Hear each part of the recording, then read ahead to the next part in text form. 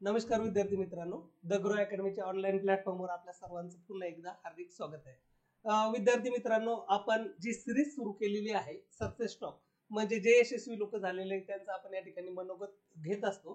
तर आजचे जे मान्यवर आहेत, तर सुधीर सपकाळ सर यांची नुकतीच STI 2022 मध्ये निवड झाली, त्याचबरोबर ESO 2023 साठी सुद्धा निवड झालेली. सरांचा अभ्यास खूप चांगला आहे. सरांनी 2 राज्यसेवा इंटरव्ह्यू सुद्धा दिलेले आहेत. तर नक्कीच अशा मान्यवरांकडून आपल्याला त्यांचा जो एक प्रवास आहे, जो एक आपण म्हणतो स्पर्धा परीक्षेचा प्रवास हा खडतर असतो, तर नक्कीच त्यांनी जो त्यांचा प्रवास आहे तो सुकर कसा केला ते त्यांच्या शब्दात ऐकून घेणार आहे. त्याचबरोबर नक्कीच एक स्पर्धा परीक्षार्थी म्हणून तुम्हाला ऐकायला आवडेल ते म्हणजे डूज अँड डोंट, म्हणजे अभ्यास करत असताना नेमकं काय केलं पाहिजे आणि कोणत्या गोष्टी टाळल्या पाहिजे. तर नक्कीच आपण सरांच्याच शब्दामध्ये ऐकूया. मी सुधीर सपकाळ सरांना माईक देतोय.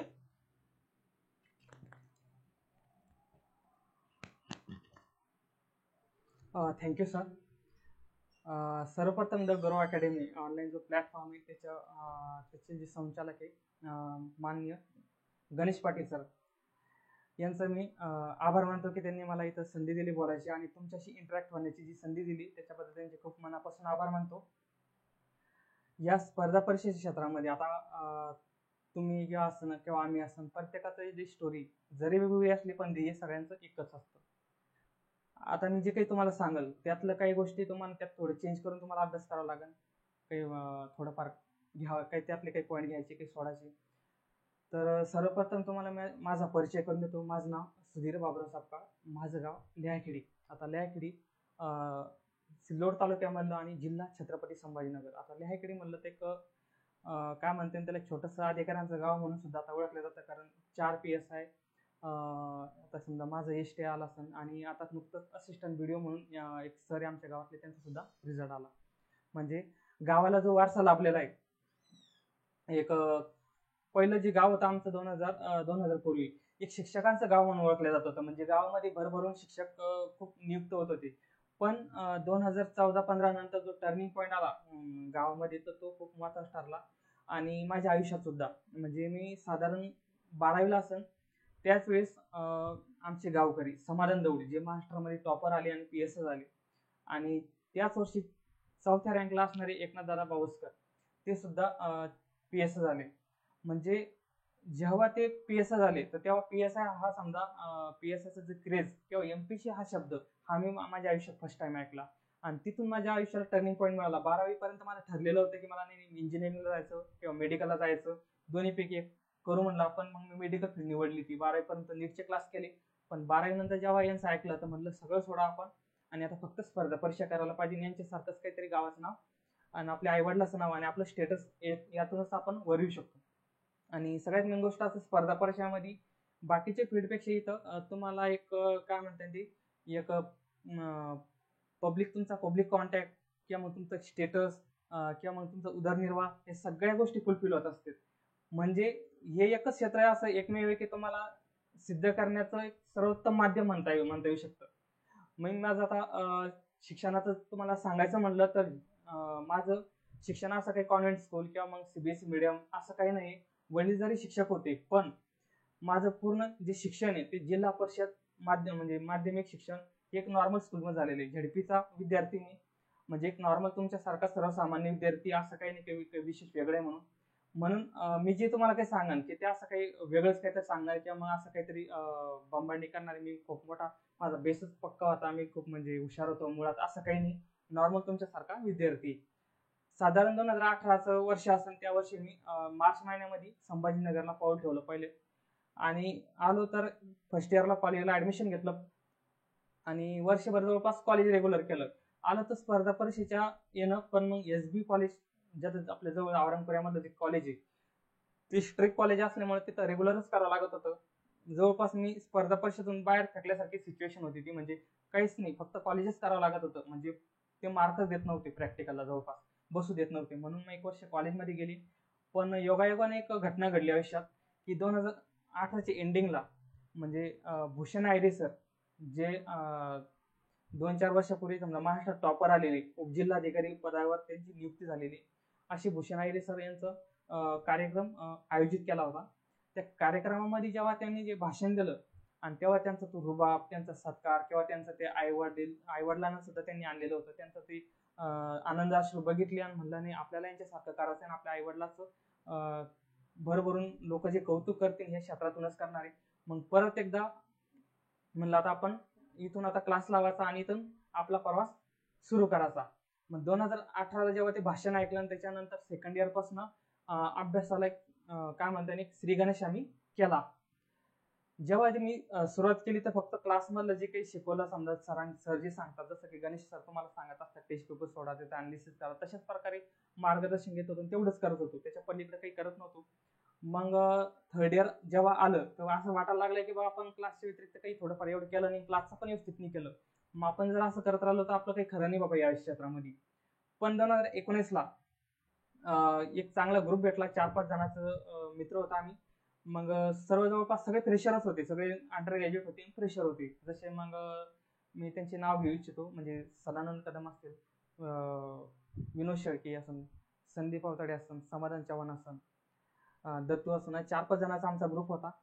आमच्या ग्रुपमध्ये म्हणजे प्रत्येकाचा एक विषय, आता कसं असतं की प्रत्येकाचे आचार विचार वेगळे असते, प्रत्येकाचा कोणता तरी विषय स्ट्रॉंग असतो. तशाच प्रकारे आमचं होतं, एकाचं मॅथ रिजनिंग भारी, एकाचं सायन्स भारी, एकाचं क्वालिटी भारी. मग या प्रवासातून की याचा फायदा असा झाला की एक वही आमची पूर्ण ग्रुपची ठरलेली होती. त्या ग्रुपमध्ये असं होतं की बाबा एक टार्गेट समजा, जसं की पॉलिटी. मग पॉलिटीचे आज कोणते चॅप्टर करायचे, मॅथ रिजनिंगचे कोणते करायचे, किती कलम करायचे, आज कोणता समाजसुधार करायचा, सगळं पूर्ण अप टू डेट असत होतं. आणि संध्याकाळी जे ठरलेलं होतं त्याच्या म्हणजे प्रश्न उत्तराचा तास होता, क्वेश्चन आन्सरिंगचा. जसं की संध्याकाळी कलम घ्यायचे किंवा मग समाजसुधार पण घ्यायचा, पुन्हा करंट घ्यायचं. म्हणजे तुम्हाला याचा सुद्धा फायदा होऊ शकतो. जसं मी ग्रुपमध्ये डिस्कशन केलं तर तसं तुमच्या जर जवळ मुलं असतील की त्याच तोडीचे, म्हणजे अवांतर चर्चा नसली पाहिजे. पण आम्ही ते खूप टाळत होतो. म्हणजे गाडी जर ट्रॅकवर राहायची असली तर आमच्यात तो समजूतदारपणा होता की आम्ही प्रत्येकाला ट्रॅक करणार होतो. नाही आपल्याला एकच वर्ष, एवढ्या एका वर्षात आपल्या पोस्ट काढायची. मग सगळ्यांनी अप टू डेट बोला, बाकीचं आपण चर्चा नंतर करू जेव्हाच्या टायमाला. सध्या अभ्यासाशीच बोलू. तर अभ्यास जे आहे त्या पॉईंट ओरिएंटेड आपण बोललं पाहिजे. मग त्याचा एक तो फायदा झाला. मग सेकंड इयरला असताना समजा ग्रुपमध्ये डिस्कशन केलं आणि थर्ड इयर जेव्हा माझं कम्प्लीट होत होतं तर त्याच टायमाला 8 ते 10 महिन्याचा साधारण अभ्यास असेल कंबाईनचा. त्याच वेळेस फोकस होती राज्यसेवा. पण मग पहिल्याच अटेम्प्टमध्ये थर्ड इयरला PSIचं प्रिलिम मी क्लिअर झालो. म्हणजे ती गोष्ट एक आयुष्यात एक कॉन्फिडन्स वाढवणारी आणि विनिंग ॲटिट्यूड आणणारी ठरली. म्हणजे मला असं कुठेतरी वाटलं की नाही मी करू शकतो. माझं जर थर्ड इयरला जर कधी रिझल्ट येत असेल तर काही विषय नाही, आपण आता आणखी लढायला पाहिजे. फक्त घरी विचारलं की असं प्रिलियम पास झालेले तर मग मी मेस करू का. मग घरचे ठीक आहे. पण मग आणखी 1-2 जण मार्गदर्शक त्यांना विचारलं की असं आहे तर ते एकच बोलले, ते म्हणे तुझा प्रवास संपून जाऊ शकतो म्हणे इथं, की जर तू मेन्स करशील तर PSI झाल्यावर तुला वेळ पण नाही भेटणार पुढं. म्हणून एकदा आणखी ट्राय कर, राज्यसेवेचा अभ्यास कर. मग नंतर एक ठरवलं की बाबा आपण राज्यसेवा करून PSIचं आपलं आणखी थोडं त्याला पॉज मारला आणि राज्यसेवाची सुरुवात केली. पण झालं असं की जेव्हा 2019 एंडला आपल्या सर्वांना माहिती आहे की कोरोना लागला. मग कोरोना काळामध्ये मग जवळपास सगळं बॅग वगैरे सगळे घेतलं आणि घरी गेलो. 1-1.5 महिना झाला, 2 महिने झाले, काहीच अभ्यास होत नव्हता. पण इथं निर्णय घ्यावा लागतो की आपल्याला काय करायला पाहिजे, काय नाही. म्हणजे काय म्हणतात पिक पॉईंट पकडायचं इथं की नेमकं काय करायला पाहिजे. मग तेव्हाच मी मित्राला भेटलो की नाही असं जर चालू राहिलं तर आपलं वर्ष इथं वाया जाणार आहे आणि कधी वर्ष निघून गेलं आणि कधी एक्झाम होतील पुढच्या काही सांगता येत नाही. म्हणून सगळ्यांनी ठरवलं की बाबा आपण गावाच्या बाहेर शाळा येते, ती शाळेमध्ये आपण अभ्यास करू. मग सगळ्यांनी निर्णय घेतला आणि ती शाळा गेलो, ते झाड वगैरे घेऊन आवरलं आणि अभ्यासाला लागलो. जवळपास आम्ही 1 ते 1.5 वर्ष तिथं अभ्यास केला. त्या अभ्यासाचं आम्हाला फळ म्हणजे या स्वरूपात भेटलं. लॉकडाऊन उघडल्यानंतर आम्हाला विशेष असा काही अभ्यास करायची समजा गरज भासली नाही, कारण ऑलरेडी आम्ही GST पक्क केलं होतं. मॅथ रिजनिंग असन किंवा मग पॉलिटी असन, हिस्ट्री असन, हे सगळे विषय जवळपास स्ट्रॉंग केलेले होते. पॉईंट टू पॉईंट केलेले होते, इन डिटेल केलेले होते. मग म्हणजे म्हणता ना की बाबा तो अभ्यास असतो. आता तुम्ही जवळपास 2 वर्षापासून, कोणी 1 वर्षापासून अभ्यास करत असेल, कोणी 4 वर्षापासून अभ्यास करत असेल, तुम्हाला इथं ताण येत असेल की बाबा काय करावं काय नाही, एवढं डिप्रेशन येतं, ताण येतं. पण मी तुम्हाला खरं सांगतो की हा अभ्यास तुमचा वाया जात नसतो. तो एक थेंब थेंब जसं तळस असतं तशा प्रकारे तो साचत असतो. त्याचा 100% पुढं तुम्हाला फायदा होणार आहे. जसं की तुम्ही आता बघितलं असं मागाशी आता सरळ शेवची भरती झाली मोठे, म्हणजे आता क्लर्कचा निकाल लागू शकतो थोड्या दिवसात. म्हणजे तलाठ्याचं असन, झेडपी असन, शिक्षक भरती असन, सगळे निकाल लागले. त्याच्यामध्ये जवळपास मला तरी वाटतं की 90% जी मुलं लागली ना ती एमपीसी जे मॉब होता 2015-16 पासून अभ्यास करणारा ती लागली. म्हणजे त्यांनी जे साचलेलं होतं त्यांच्या माइंडमध्ये जो अभ्यास, पूर्ण अभ्यासक्रम, सगळं ते जे विषय त्यांनी केलेले होते, जरी ते एक मार्क एमपीसी मध्ये गेलेले होते, पण तो अभ्यास त्यांना त्या सरळ सेवेमध्ये कामाला, सरळ सेवेची चांगल्या चांगल्या पोस्ट त्यांनी मुलांनी मिळवल्या. म्हणून म्हणतो डिप्रेशन मध्ये जाऊ नका, ताणात जाऊ नका, असं धरून चाला की तुम्ही फक्त अभ्यास करत राहा, फळाची अपेक्षा ठेवू नका, तुम्हाला आता ना भविष्यात 100% भेटणार आहे. मग जेव्हा मला 2021 मी पहिली प्रिलिम दिली तर तिथं मला जवळपास 61 स्कोर आला, म्हणजे खूप भारी स्कोर आला, म्हणजे सगळ्याला क्वालिफाय झालो. ग्रुप सी बी दिली, तिथं पण 70 प्लस स्कोर होता माझा, तिथं पण सर्व निघाल्या, म्हणजे सर्व प्रिलिम मी त्या वर्षी क्रॅक केलं होतो. पण म्हणता ना की बाबा कुठंतरी आपलं लिकेज असलं का तिथं आपला रिझल्ट जात असतो, तसंच अपयशाची पहिली सव मला 2021च्या रिझल्ट मध्ये जाणवली. म्हणजे लॉकडाऊन मध्ये केलं पण जीएसएस केलं, लँग्वेज कुठं, लँग्वेजला हातच नव्हता लावला. लँग्वेज मध्ये मराठी असेल किंवा इंग्रजी असेल दोन्हीकडे मी वीक पडलो, आणि फक्त लँग्वेज मुळे 2021ची असेल मग एसटीआय, एएसओ, मग इंडस्ट्रियल एक्साइज सर्व प्रिलिम माझ्या निघेला असल्या सुद्धा मेन्सला मी गणलो, आणि अक्षरशः राज्यसेवाला सुद्धा गणलो. म्हणजे हे घडलं फक्त लँग्वेजमुळे.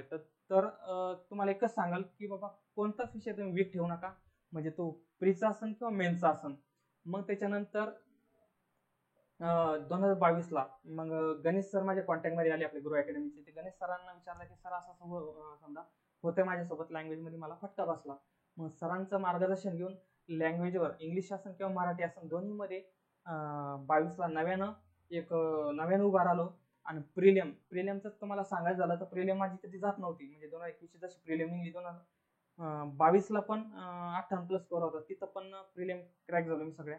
परत नव्या जोमाने परत एकदा अभ्यास सुरू केला, आणि तुमच्या पुढे आता ते सरांनी सांगितलं एसटी असेल ते एस असेल, हे 2 रिझल्ट मी काढले.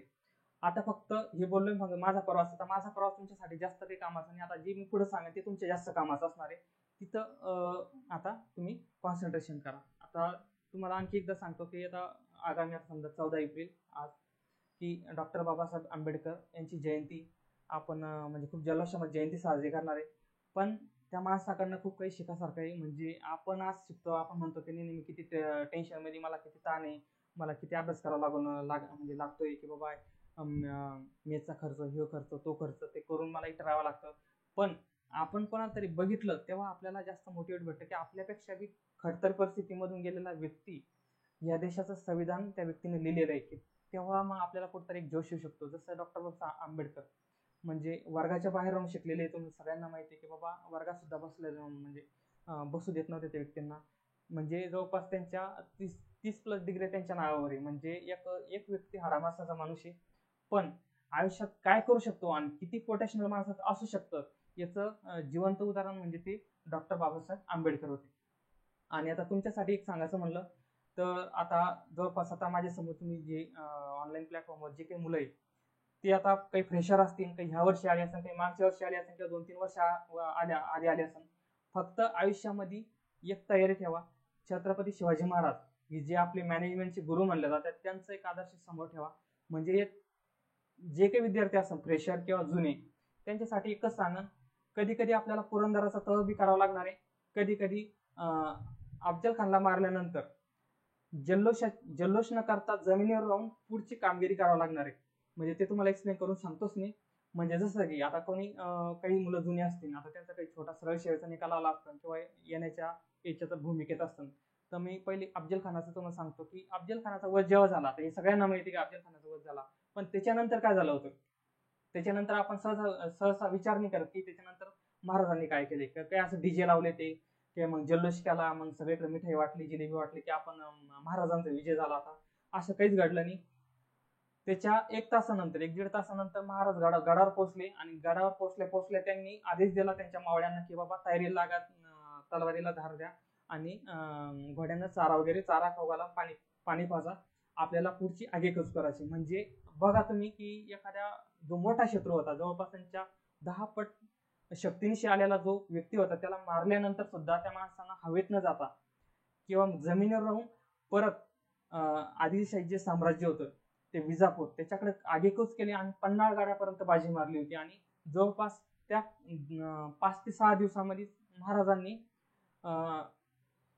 जे दुप्पट साम्राज्य केलं, जे साम्राज्य होतं त्याच्या दुप्पट साम्राज्य महाराजांचं वाढलं होतं. हे कशामुळे वाढलं होतं की बाबा तुम्हाला जे काही निकाल भेटणार आहे भविष्यात, आता निकाल कोणता असणार तुमचा 7,000 मध्ये तुमचा क्लर्कचा निकाल राहील बऱ्यापैकी, जे मुलंही समजा त्यांचा क्लर्कचा निकाल असू शकतो.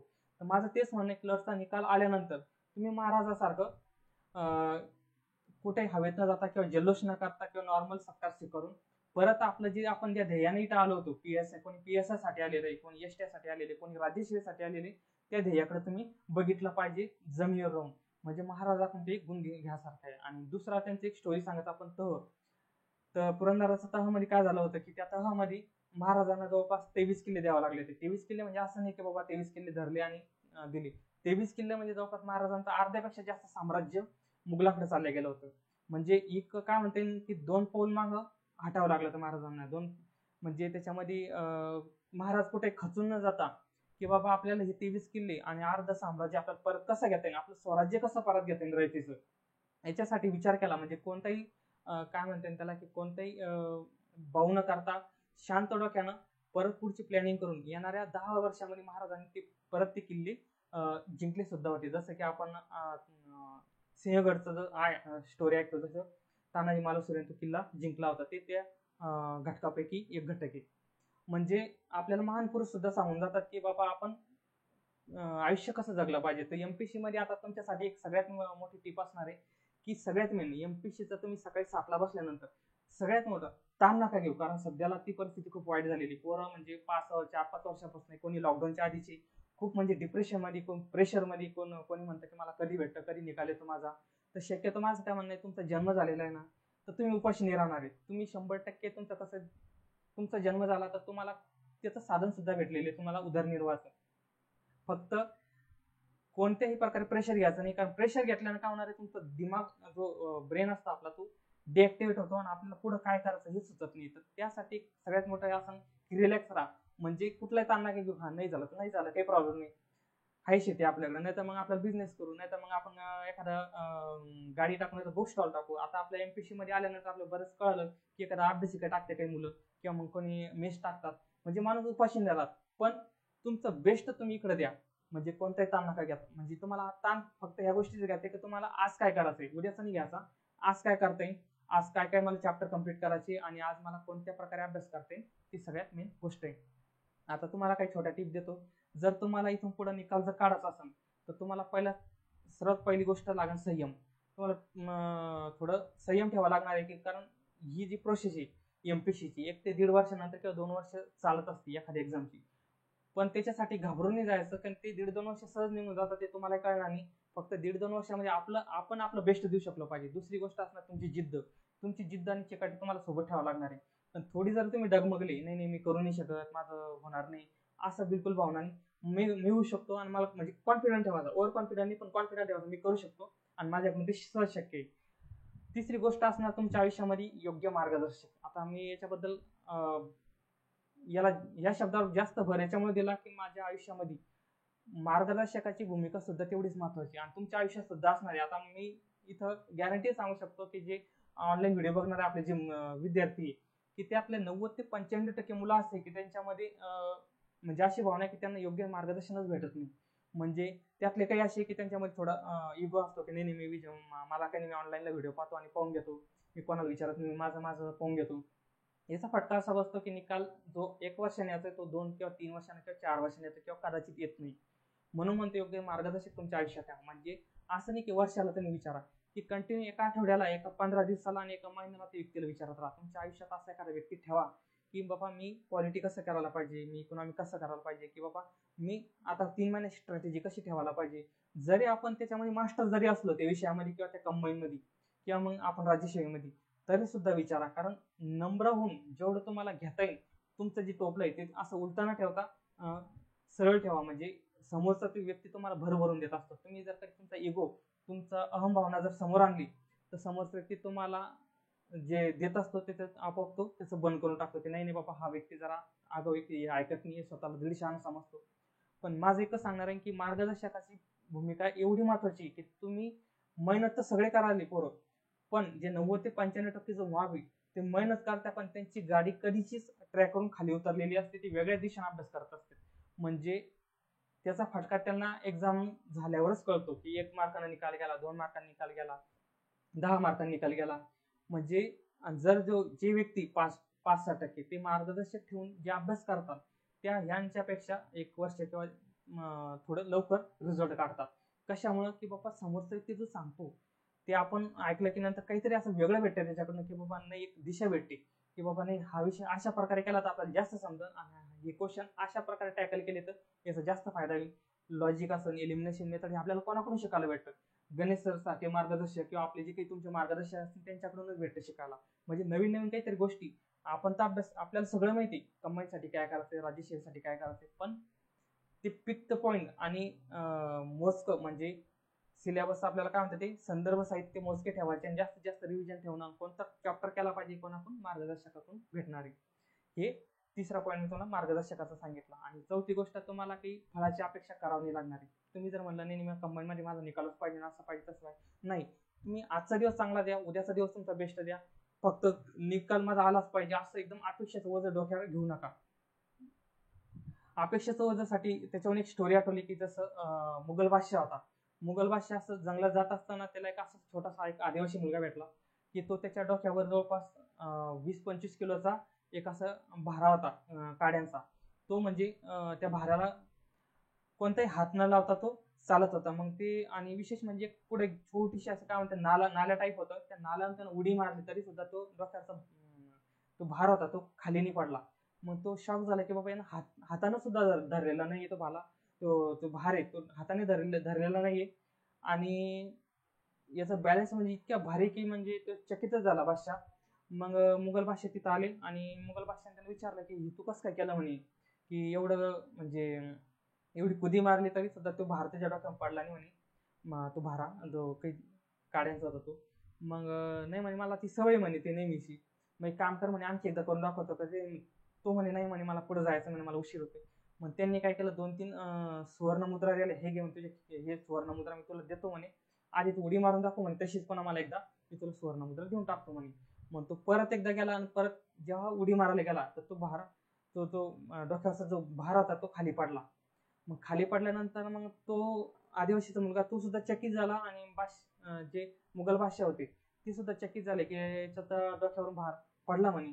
मग तिथंच जवळ आपल्याला माहिती आहे की चतुर बिरबल ते तिथं आले आणि त्यांनी सांगितलं की बाबा हा भार फक्त हे 2-3 सुवर्ण मुद्राचं तुम्ही त्याला चॉकलेट दिलं होतं म्हणे आणि जी फळाचं तुम्ही अपेक्षा लावली म्हणे त्याला, त्या अपेक्षेनं त्याला पाडलं म्हणे, तो भार त्याच्या डोक्यावरून पडला म्हणे. आपल्या कंबाईन एक्झाम मध्ये असेल किंवा राज्यसेवेच्या एक्झाम मध्ये असेल ही गोष्ट एक्झॅक्ट घडते. आपण घरच्यांना सुद्धा अपेक्षा ठेवतो नाही माझं 2-4 वर्ष 2-3 महिने तुम्ही थांबा, तुम्हाला मी असंच बनवून दाखवतो तसंच बनवून दाखवतो, असं करतो तसं करतो आणि मी कन्फर्म होतो ना असं होतं. म्हणजे ओव्हर कॉन्फिडन्स आपण बोलतो. पण हे कुठं न ठेवता मी फक्त एवढं सांगायचं की माझं PSI मला करणे आणि मी भविष्यात ते होणार आहे, फक्त मला आज काय करणे आणि पुढच्या एका महिन्यात काय करणे याच्यावरच फोकस करायचा. घरी सुद्धा काही सांगायचं नाही मला काय करणे. घरच्यांचं अपेक्षेचं वजन तुमचं अपेक्षेचं वजन डोक्यावर काढून टाका आणि 3 महिने इथून पुढं मन लावून अभ्यास करा. आता